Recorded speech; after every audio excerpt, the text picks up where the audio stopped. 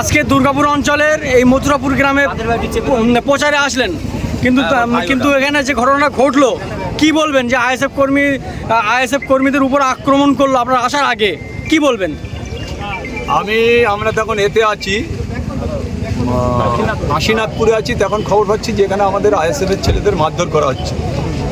আমরা ওখান থেকে খবর পেয়ে আমরা ওই দিকটা না গিয়ে এই দিকটা আসলাম। এসে দেখছি তো মারপিট হয়েছে, প্রচণ্ডভাবে মারপিট হয়েছে।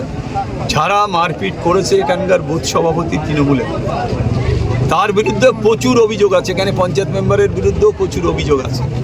তারা মিলে এখানে সন্ত্রাসটা চালাচ্ছে। মেন আসামি তাকে পুলিশ অ্যারেস্ট করতে পারলো না। আমাদের ছেলেরা গিয়ে দেখলো যে সে ঘরের মধ্যে আটকে আছে। পরবর্তীতে আমাদের ছেলেদের সরিয়ে দিয়ে আইসি আর মেজবাবু এডিশনাল ওসি তারা দুজন সেই ক্রিমিনালদের সরিয়ে দিয়ে তাদের বের করে দিয়ে তার মার ঘরে ঢুকিয়ে দৌড়ে রাখা হলো। তারপর আমরা যখন গেলাম, গিয়ে ঘর খুললাম, খুলে দেখি ওই মহিলাটা বেরিয়েছে। বলে না, এখানে ছিল না। অথচ পরিকল্পনা করে এই আইসি, গোটা এলাকা এই আইসি আর এডিশনাল আইসি যেভাবে সন্ত্রাস চালাচ্ছে তাদের নেতৃত্বে, আইসির নেতৃত্বে আর মেজবাবু মানে এডিশনাল আইসির নেতৃত্বে এলাকায় ভরি ভরি সন্ত্রাস। আমি নিজে, আমরা শয় লোক এসেছি এখানে, তারা সবাই দেখেছে যে কী ধরনের মারপিট হয়েছে। এখনও মেডিকেল করতে আমাদের নলমুড়িতে পাঠানো হয়েছে তাদের। তারা অত্যন্তভাবে আহত হয়েছে, অত্যন্তভাবে তারা অসুস্থ।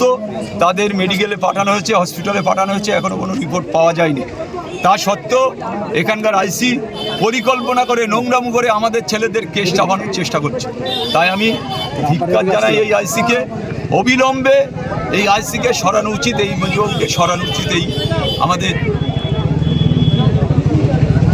সুন্দরসর থানার আইসি আর এডিশনাল আইসিকে অবিলম্বে সরানোর দরকার। একাধিক কেসের সাথে এরা যুক্ত। এখানে তৃণমূল পার্টি অফিস বানিয়ে রেখেছে এই অফিসার। তাই আমরা চাই এই অফিসারকে অবিলম্বে সরাতে হবে। এই অফিসারকে এখানে রাখার কোনো দরকার নেই।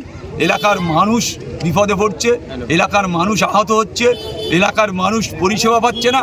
প্রতিটা ক্ষেত্রে এরা নোংরামো করছে। তৃণমূল কংগ্রেসের পার্টি অফিস করেছে এই থানার আইসি।